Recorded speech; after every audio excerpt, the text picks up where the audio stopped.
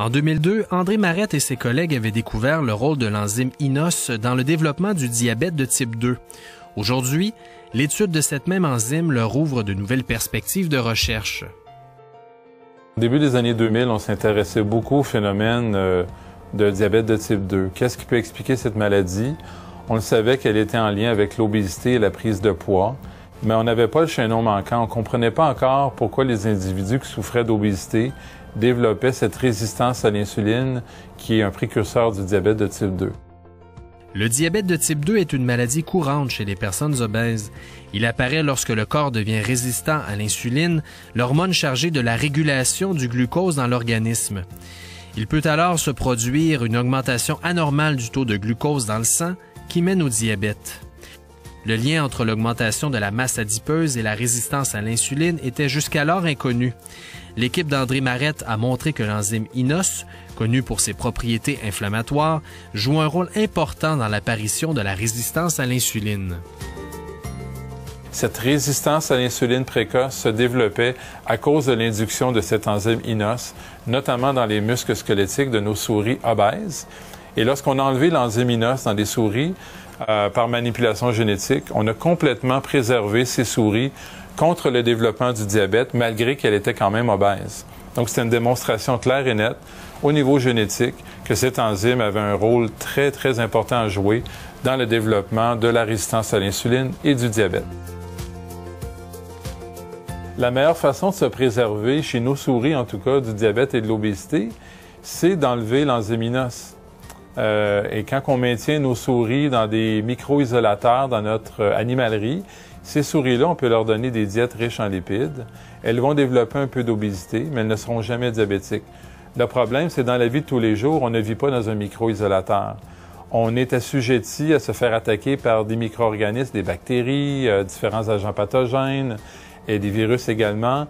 Et dans l'arsenal que nous avons pour nous protéger contre les micro-organismes, INOS est un joueur important. Il génère des grandes quantités de radicaux libres et sans INOS, on pourrait mourir d'infection. Donc, d'enlever complètement INOS chez l'humain, c'est impensable parce que, oui, on va peut-être empêcher le développement du diabète, mais on va probablement mourir d'une maladie infectieuse à l'intérieur de quelques mois. En suivant la piste d'INOS, André Marette et ses collègues ont récemment découvert que l'enzyme pourrait avoir un impact important sur les bactéries qui peuplent nos intestins en libérant du monoxyde d'azote, que l'on appelle aussi NO. Ce qui est également très intéressant avec INOS, c'est que lorsqu'on a fait ces découvertes, on n'est pas des microbiologistes et pourtant c'est une enzyme qui était très connue dans le monde de la microbiologie, justement par son activité bactéricide. INOS, en libérant du NO, tue des bactéries.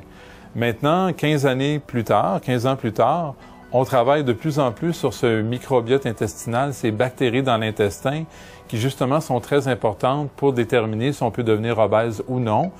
Et ce qui est intéressant, c'est que INOS se retrouve dans l'intestin.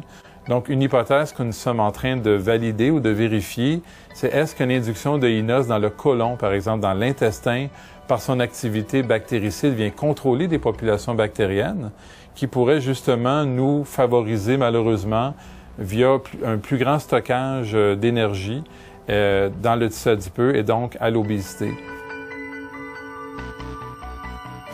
Donc ici, ce qu'on voit, c'est des villosités au niveau de l'intestin chez les animaux.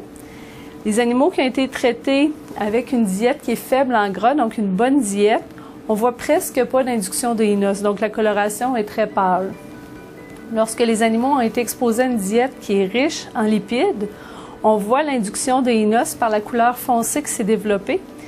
Et on croit que ce INOS-là, qui va produire un gaz bactéricide, le NO, pourrait débalancer le microbiote et avoir des effets métaboliques sur tout l'ensemble du corps. Ça ouvre des perspectives énormes pour nous parce que le premier site d'action de la nourriture qu'on ingère, c'est bien sûr au niveau de ce microbiote intestinal. Il faut voir le microbiote comme l'interface entre le monde extérieur, l'environnement et nous. Donc, si on découvre une enzyme au niveau de l'intestin comme INOS qui peut gérer la relation entre la nutrition et ces bactéries dans l'intestin, on a peut-être découvert un nouveau mécanisme de régulation important qui, on l'espère, va nous permettre de découvrir des nouvelles cibles thérapeutiques.